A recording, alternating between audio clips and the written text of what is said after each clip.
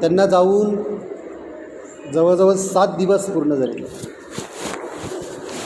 आणि हा 7 दिवसाचा कालावधी हा बौद्ध धम्मात अत्यंत महत्त्वपूर्ण कालावधी मानला.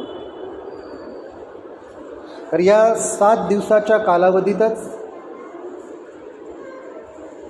जो मृत्यू होतो आणि मृत्यूच्या नंतरचा 7 दिवस हे खऱ्या अर्थाने माणसाची सुगती अथवा माणसाची दुर्गती होण्यावरती अवलंबून असते. 7 दिवसात जर सुगती व्यक्तीची झाली नाही तर 14 दिवसांनी ते होते आणि 14 दिवसात जर झाली नाही तर 21 दिवसांनी ती निश्चित होतेच. कारण की मनुष्य जो आहे या मनुष्याची एक शरीराची रचना आहे आणि मनुष्याची एक मनाची मानसिक रचना. शरीराची रचना काय आहे तर शरीर 4 भौतिक तत्वांनी बनलेले. या 4 भौतिक तत्व म्हणजे पृथ्वी घटक, आप याचा अर्थ पाणी घटक, वायू घटक आणि अग्नी घटक. हे 4 तत्व आहेत. ही तत्व आपण आपल्या रोजच्या भोजनातून आपल्याला जे प्राप्त होतं ते पृथ्वी घटक असतं. आणि जे आपल्या शरीरामध्ये आपण जे पाणी घेतो किंवा जे काही तरल पदार्थ आपल्या शरीरात आहेत हे सर्व आप घटक आहे. आणि आपल्या शरीरात आपण घेत असणारा श्वास आणि त्यासोबत जाणारी जी काही हवा आहे ज्याला आपण ऑक्सिजन असं म्हणतो आणि शरीरातून कार्बन डायऑक्साईड बाहेर पडतो त्याला आपला उच्छ्वास आपण असं म्हणतो. अशा शरीरामध्ये अनेक वायू आहेत. आणि 14 घटक आहे तो अग्नितत्व आहे की शरीराला थंडपणा पण आहे आणि शरीराला गरमपणा पण. शीत आणि उष्ण अशा दोन्ही अवस्था आपल्या. आता हे शरीराचे जे घटक बनलेले आहेत हे 4 भौतिक घटकांनी आपलं शरीर बनलेलं आहे. आणि या 4 भौतिक घटकांची वाढ होत आहे. 4 भौतिक घटक जे आहेत हे हळूहळू वाढण्याच्या प्रक्रियेमध्ये. म्हणजे जे लहान बाळ असतं त्या लहान बाळाचं हळूहळू मोठं मूल या स्वरूपात त्याचं रूपांतरण आपण पाहतो. मोठ्या मुलाचं रूपांतर तरुण व्यक्तीमध्ये आपण पाहतो. तरुण व्यक्तीचं रूपांतर म्हातारपणामध्ये आपण पाहतो आणि म्हातारपणाचं रूपांतरण हे आपण मृत्यूमध्ये पाहतो. ही जी काही जीवनात जी बदलण्याची जी प्रक्रिया चाललेली आहे ही बदलण्याची प्रक्रिया म्हणजे आपली वास्तविकता आहे. भगवान बुद्ध याला अनित्य असं म्हणतात की शरीर निर्माण होत आहे आणि शरीर निर्माण झाल्यानंतर हळूहळू ते मृत्यूच्या दिशेला जातं. जन्म होत आहे आणि जन्मातच व्यक्तीचा मृत्यू लपलेला आहे. मृत्यू अशी बाहेरून घडणारी घटना नाही आहे, ती जन्मासोबतच आपल्या सोबत आहे. जन्म झाला का मृत्यूची प्रक्रिया चालू झाली. श्वास आत गेला तर जन्माची प्रक्रिया चालू झाली आणि श्वास बाहेर पडला की मृत्यूची प्रक्रिया चालू झाली. श्वासाशी आपल्या जीवनाचा संबंध आहे. आणि आत जाणारा श्वास हे प्राणतत्व घेऊन जातो. बाहेर पडणारा श्वास शरीरातले प्राणतत्व घेऊन बाहेर पडतो. ही निरंतर होणारी प्रक्रिया आहे. प्रत्येक व्यक्ती श्वासोश्वास घेत, श्वास आत जात आणि श्वास बाहेर पडत. परंतु या श्वासाच्या प्रती कोणती जागृती आपल्या जीवनात नाही. जर श्वासाच्या प्रती जागृती आली, प्रत्येक क्षणाक्षणाच्या श्वासाच्या प्रती आपल्याला जागृती आली तर जीवनाची सत्यता आपल्या लक्षात येऊ शकते. आणि जीवनाची सत्यता जी आहे ती अनित्य हीच आहे, नित्य नाही. कोणताही व्यक्ती कायम राहत नाही. प्रत्येक व्यक्ती मृत्यूला प्राप्त होतो आणि प्रत्येक भौतिक तत्व हे नष्ट होऊन जातं. आर्किमिडीज नावाचे एक सायंटिस्ट होऊन गेले. त्यांनी असं सांगितलं की या पृथ्वीवरती असा एकही घटक नाही आहे की तो घटक नित्य राहू शकतो, कायम राहू शकतो. प्रत्येक घटक बदलतो आणि या बदलण्याच्या प्रक्रियेला प्रत्येक व्यक्तीने जाणण्याची जी प्रक्रिया आहे हीच खऱ्या अर्थाने प्रज्ञा विकसित करण्याची प्रक्रिया आहे. आणि ही प्रक्रिया जर आपण लक्षात घेतली शरीराच्या प्रती, तर आपल्याला आपलं जे मन जे आहे, जे चित्त जे आहे, जे कॉन्शियसनेस जे आहे याच्याविषयी आपल्याला माहिती होऊ शकते. कारण की शरीर आणि आपलं चित्त एकत्रित जुळले. जसं आपण आपल्या शरीराचे म्हणजे आपल्याला जे लोक सोडून जातात आपण त्याचे अंत्यसंस्कार करतो. म्हणजे काय करतो, त्यांच्या शरीराला आपण एक प्रकारे अग्नी देतो आणि त्याचे संस्कार पाडतो. परंतु त्यांची जी मनाची अवस्था जी असते त्याला आपण अग्नी नाही देऊ शकत. त्यांचं जे चित्त जे असतं त्या चित्ताची एक गती होते. म्हणजे जसं आपण आता इथं बसलेलो आहोत आणि आपलं शरीर आपण एकमेकांना शरीराद्वारे आपण ओळखतो. परंतु शरीराच्या अंतर्गत एक शरीर आहे ज्याला सूक्ष्म शरीर म्हटलं जातं, ज्याच्यावरती आपल्याला कळतं की आपले पाय दुखत आहेत आतून, आपली पाठ दुखते आतून दुखते, बाहेरच्या माणसाला नाही कळत. ज्याला दुखते त्यालाच ते माहिती. आपलं डोकं दुखतं, आपला हात दुखतो आहे, आपल्याला गरगरल्यासारखं होतं आहे, आपल्याला आळस येतो आहे. ही सगळी जी प्रक्रिया चाललेली आहे ही प्रक्रिया शरीराच्या अंतर्गत चाललेली आहे. ती बाहेर आपल्याला दिसत नाही. आणि शरीरातली जी अंतर्गत प्रक्रिया जी आहे ही सूक्ष्म शरीराशी संबंधित. हे सूक्ष्म शरीर हेच आपलं मन आहे. आणि या मनाला जर आपण जागृत जर केलं, म्हणजे आपल्या प्रत्येक कृतीकडे जर आपण लक्ष दिलं की उठताना, बसताना, चालताना, बोलताना, पाहताना, प्रत्येक कृती करत असताना जर आपण जागृत जर झालो तर शरीर जे आहे या शरीराची आणि मनाची एकसारखी अवस्था आपल्या लक्षात येऊ शकते. कारण की शरीर जे आहे या मनामध्ये सगळं सामावलेलं आहे आणि मनामध्ये सामावले असल्यामुळे शरीर आणि मन आपल्याला वेगळं वाटत नाही, ते एकच आहे. आणि ते सायकोसोमॅटिक शरीर आणि मन ही एकत्रित प्रक्रिया आहे. आणि माणसाचा मृत्यू झाल्यानंतर आपण त्याचा शरीराचा अंत्यसंस्कार करतो आणि त्याचं जे मन जे असतं, त्याचं जे चित्त असतं, त्याचे कॉन्शियसनेस जे असतं त्याच्यासाठी आपण पुण्यानुमोदन करतो. ह्या कार्यक्रम करतो त्याला आपण पुण्यानुमोदन असतं. पुण्याचा अर्थ काय? पुण्याचा अर्थ जो व्यक्ती आपल्यासोबत राहिला, जो व्यक्ती जगला आपल्यासोबत, ज्या व्यक्तीने आपल्याला घडवलं, ज्या व्यक्तीने आपल्याला चांगले संस्कार केले किंवा ज्या व्यक्तीने आपल्या जीवनामध्ये चांगल्या प्रकारचं कर्म केलं, कुशल कर्म केलं, अशा कर्माची आठवण हा या दिवशी आपण करतो. ती यासाठी करतो की या कर्माची आठवण करून एक चांगल्या प्रकारची गती ही त्यांना प्राप्त व्हावी, सुगती त्यांना प्राप्त व्हावी, यासाठीच आपण त्यांची या ठिकाणी आठवण करत असतो. आणि या प्रकारे आपण वंदना करत असतो. वंदनाच का करत असतो?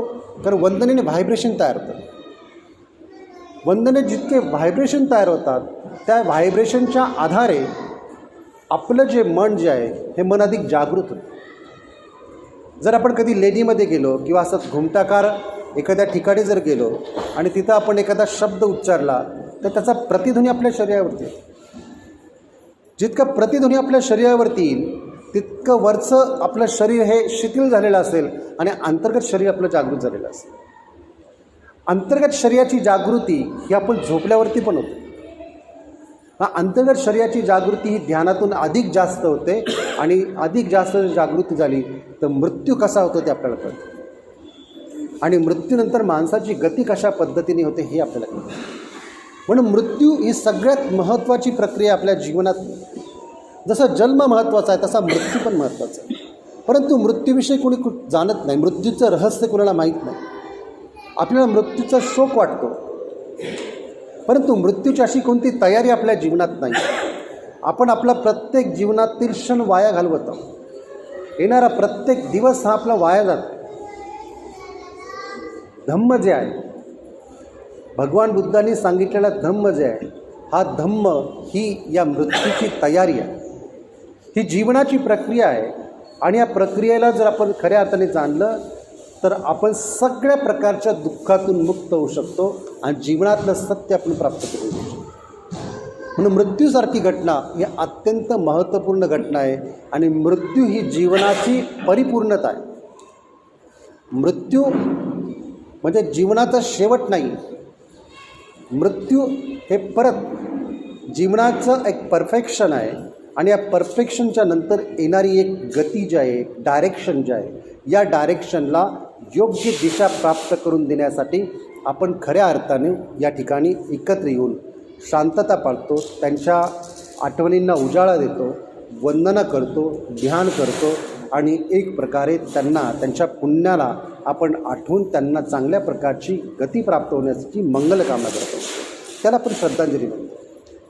म्हणून या ठिकाणी जर आपण हा कार्यक्रम करत असताना ही त्याची एक सायंटिफिक बाजू लक्षात घेतली पाहिजे की ज्याप्रमाणे या ठिकाणी मेणबत्तीची ज्योत आहे, ही ज्योत विझल्यानंतर कुठे जाईल? एकदा राजा मिलिंद यांनी भिक्षू नागसेन यांना एक प्रश्न केला होता. त्यांनी एक अग्नी पेटवला आणि अग्नी पेटवल्यानंतर राजा मिलिंदने तो अग्नी विझवला आणि भिक्षू नागसेन यांना विचारलं की हा अग्नी गेला कुठं? आणि भिक्षू नागसेन यांनी उत्तर दिलं, हे राजा, तुम्ही अग्नी आणला कुठून होता? जिथून तुम्ही आणला तिथेच तो गेला. माणसाच्या जीवनाची देखील स्थिती याच प्रकारची. ज्या सोर्सने आपलं जीवन येतं त्याच सोर्सला जाण्याची प्रक्रिया ही करण्यासाठी आपण खऱ्या अर्थाने एकत्र येऊन या पद्धतीचं बुद्ध धम्मातील वंदना आणि सायंटिफिक मेडिटेशनची प्रक्रिया पार पडत असतो. आणि ही जर केली तरच खऱ्या अर्थाने सुगती मिळते अथवा दुर्गती प्राप्त होते. कारण की या निसर्गामध्ये अनेक एक्झिस्टंट प्लेन आहेत. या निसर्गामध्ये अनेक, जसं प्राणी, वनस्पती, आकाशातले प्राणी, जमिनीवरचे प्राणी आणि सर्व प्रकारचे प्राणी, यांचं एक अवस्था, यांचं एक प्लेन आहे, यांचं एक एक्झिस्टन आहे. आणि माणसाची गती देखील या प्रकारच्या स्थितीमध्ये बनू शकते. ज्या पद्धतीची फ्रिक्वेन्सी ही माणसाच्या मृत्यूच्या वेळेस तयार होते त्याच फ्रिक्वेन्सीनुसार त्या व्यक्तीची गती होते. म्हणून 21 दिवसामध्ये या पद्धतीने पूजा, वंदना, चांगला सुगंध आपल्या घरामध्ये निर्माण करणे गरजेचं असते. सुगंधाचा याचा खूप संबंध आहे. सुगंध जो असतो या सुगंधामध्ये चांगल्या प्रकारची माणसाची गती होते आणि दुर्गंधामध्ये दुर्गती होते.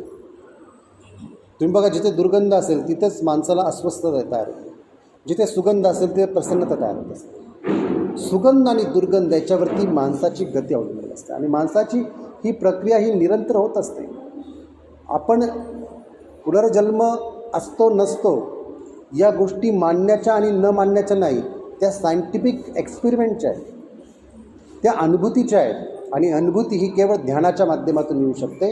ती तुम्हाला लॉजिकली, विचारांनी किंवा रॅशनली कोणी सांगू शकत नाही. म्हणून तर या प्रकारच्या विचारधारा या जीवनात तयार झालेल्या असतात की माणसाच्या मृत्यूनंतर त्याचं अस्तित्व असतं का नसतं. परंतु त्याचं अस्तित्व, जसं ज्योत जी आहे ही निसर्गामध्ये गेल्यानंतर कुठे गेली माहिती होत नाही, परंतु दुसरी मेणबत्ती पेटवलं ज्योतीचं अस्तित्व पुन्हा तयार होतं. संधी मिळाली का अस्तित्व तयार होतं, संधी नाही मिळाली का अस्तित्व तयार होत नाही. म्हणून अस्तित्व तयार होण्यासाठी या प्रकारची प्रक्रिया ही असणे खूप गरजेचं आहे. आणि त्या दृष्टिकोनातून आपण एक चांगल्या प्रकारचे प्रयत्न या पुण्यानुमोदन दिनाच्या दिवशी आपण करण्यात गरजेचं. कारण की प्रत्येक व्यक्ती आपल्याला सोडून जातो. आज आपले घरातले मेंबर किंवा घरातील आपले वयोवृद्ध, आपले वडील म्हणा, हे आपल्याला सोडून गेले. हे सोडून जात असताना त्यांच्याकडे त्यांच्या आठवणी आहेत, म्हणजे आपल्याकडे त्यांच्या आठवणी आहेत. परंतु या आठवणींच्या सोबत त्यांना योग्य दिशा प्राप्त करून देण्याची जी किमया जी आहे ती मात्र आपल्याकडे आहे आणि यातून बोध घेण्याची स्थिती देखील आपल्याकडे. म्हणून अनित्य, अनात्म आणि दुःख या चार ज्या गोष्टी आहेत, या तीन ज्या गोष्टी आहेत, या तीन गोष्टींच्या आधारेच मनुष्याचं जीवन हे खऱ्या अर्थाने बोधाने प्रत झालं पाहिजे. मनुष्य खऱ्या अर्थाने अनित्य म्हणजे नित्य काहीच नाही, सर्व काही बदलत आहे. सर्व काही बदलण्याच्या प्रक्रियेमध्ये. साधी फुलं अर्पण करतो ते पण कोमेजून जातात. जे शरीर आता चांगलं असतं ते हळूहळू म्हातारपणामध्ये अगदी जराजर्जर झालेलं असतं. ज्या डोळ्यांना चांगलं दिसतं त्यांना दिसत नाही. जे केस काळे असतात ते पांढरे होतात. जे शरीर चांगलं टवटवीत असतं ते हळूहळू रूपांतरित होतं आणि त्याच्या शरीरावर सुरकुत्या येतात. ही वास्तविकता आहे आणि या वास्तविकतेला जाणणे खूप गरजेचं आहे. आणि जाणण्याची एकच प्रक्रिया आहे की प्रत्येक क्षणाक्षणाला जगणे, ना की भूतकाळात जगणे ना भविष्यकाळात जगणे, प्रत्येक क्षणाक्षणाला जगणे, मुमेंट टू मुमेंट जगणे. तरच खऱ्या अर्थाने आपण जीवनाला जाणू शकतो, तरच खऱ्या अर्थाने जीवनाचा आनंद आपण घेऊ शकतो आणि सर्व प्रकारच्या दुःखातून आपण मुक्त होऊ शकतो आणि प्रज्ञेचा एक नवा मार्ग आपल्याला प्राप्त होऊ शकतो. म्हणून या दृष्टिकोनातून आपण आपल्या जीवनाची गती ठेवली पाहिजे. जीवन प्रत्येक दिवसाला कमी कमी होतं आहे. जसं आपलं घड्याळ जे आहे हे 12 ते 6, 6 ते 12 असं चालतं. हे ही दिवस रात्रीची प्रक्रिया आहे. 12 तासाचा दिवस आणि 12 तासाची रात्र आहे. आणि ही दिवस आणि रात्र आपली नाही आहे, ही पृथ्वीची फिरण्याची प्रक्रिया. पृथ्वी स्वतःभोवती फिरता फिरता सूर्याभोवती फिरण्याच्या प्रक्रियेला 365 दिवस लागत आहेत. आणि 365 दिवसाचं एक वर्ष होतं आहे. त्याचा ना आपल्या वयाचा काही संबंध नसतो, तरी आपण संबंध जोडतो. आपलं शरीर स्ट्रेट वाढते असं आपल्याला वाटतं, पण ते स्ट्रेट नाही, ते वर्तुळाकार वाढतं. दिवस आणि रात्र ही वर्तुळाकार स्थिती आहे, स्ट्रेट नाही आहे. पण आपलं वय आपण मोजत असताना 40 वर्ष, 20 वर्ष, 50, 70, 80 वर्ष आपण जे मोजतो, हे वय आपलं नसून पृथ्वीची सूर्याभोवतीची फिरण्याची प्रक्रिया ही आपल्या शरीराने इतक्या वेळ जाणवली, इतकंच त्याचा अर्थ आहे. आणि वास्तविक प्रक्रिया ही आहे की हळूहळू आपलं शरीर वैरुद्ध होत आहे आणि मृत्यूच्या दिशेला ते चाललेलं आहे. म्हणून या मृत्यूच्या अगोदर आपण सत्य जाणणे, सत्याची अनुभूती करणे, आपल्या जीवनातील महत्त्वपूर्ण वेळ वाया न घालवणे आणि योग्य पद्धतीने आपल्या जीवनामध्ये शील, समाधी आणि प्रज्ञा या 3 गोष्टींचा मार्ग आपल्यामध्ये विकसित करणे हे खऱ्या अर्थाने आपलं काम असतं. तर बुद्धिझममधले अतिसूक्ष्म गोष्टी आपल्याला कळतील. एक बुद्धिझममधला सगळ्यात महत्त्वाचा ग्रंथ आहे, त्याचं नाव आहे बार्दो द थोडे. हा ग्रंथ इतका महत्त्वाचा आहे की माणसाला मृत्यूनंतर या स्पेसमध्ये कसं राहायचं, या आकाशामध्ये कसं राहायचं याचं विज्ञान बुद्धिझमने सांगितलेलं आहे. हे आत्तापर्यंतचं कोणत्याच धर्माने सांगितलेलं नाही. बुद्धिझममध्ये ही एक क्षमता आहे आणि ही क्षमता सायंटिफिकरित्या सिद्ध करता आलेली आहे आणि ती या बार्दो द थोडेल नावाच्या ग्रंथातून आपल्याला पाहायला मिळते. म्हणून या दृष्टिकोनातून एक जीवनाचा परमोच्च विकास कसा सिद्ध करता येतो, एक बुद्धत्व आपल्याला कसं प्राप्त करता येतं, सर्व प्रकारच्या दुःखातून कसं मुक्त होता येतं, याचा एक मार्ग बाबासाहेब आंबेडकरांनी आपल्याला भगवान बुद्ध आणि त्यांचा धम्म या स्वरूपात आपल्याला दिलेला आहे. तर त्याचं अनुसरण करणे आणि जीवनामध्ये योग्य दिशा आपण प्राप्त करणे गरजेचं आहे. फक्त रूटीन लाईफ नाही, फक्त खाणं पिणं नाही, फक्त गप्पा नाही, फक्त आपण जीवन जगायचं म्हणून जगतो अशातला भाग नाही. तर जीवनातील ध्येय जे आहे हे मृत्यूच्या वेळी आपल्या लक्षात येतं की मृत्यूच्या वेळी आपण काय प्राप्त केलं. जर पुण्य प्राप्त केलं तरच अनुमोदन होतं, तरच गती होते. जर पुण्य प्राप्त नसेल तर अनुमोदन होत नाही आणि गती पण होत नाही. माणसाची अवस्था ही खऱ्या अर्थाने एक प्रकारच्या या भवचक्रामध्ये सापडून जाते आणि हे भवचक्र हे दुःखाचं असतं. याची जाणीव आत्ता होत नाही, कारण आपण सर्व लोक एका संमोहनामध्ये जगतो, जे संमोहन आपल्या अवतीभोवती असणाऱ्या गोष्टींचं असतं. याच्या बाहेर जो व्यक्ती जातो तोच खऱ्या अर्थाने बुद्ध बनतो. तर आजच्या दिवशी आपण कालवर्ष प्रतापसिंग जाधव यांचा पुण्यानुमोदन दिन संपन्न करत असताना त्यांनी केलेलं पुण्यकर्म, त्यांनी जपलेली मैत्री, त्यांनी केलेला आपल्या कुटुंबाचा सांभाळ, त्यांचं सामाजिक किंवा त्यांचं कौटुंबिक, त्यांचं नोकरी, व्यवसाय जे काही ते कार्य करत असतील तिथलं योगदान, या सगळ्या गोष्टीतून एक पुण्य जे त्यांनी निर्माण केलेलं आहे, जे पुण्य संस्कार जे आहेत त्याची अधिक चांगल्या प्रकारची गती व्हावी हीच मंगल कामना या निमित्ताने करतो आणि त्यांना भावपूर्ण श्रद्धांजली अर्पण करून या ठिकाणी थांबतो. तुम्ही शांतपणे बसला आणि प्रवचन ऐकलं त्याबद्दल धन्यवाद. जय भीम, नमो बुद्धाय.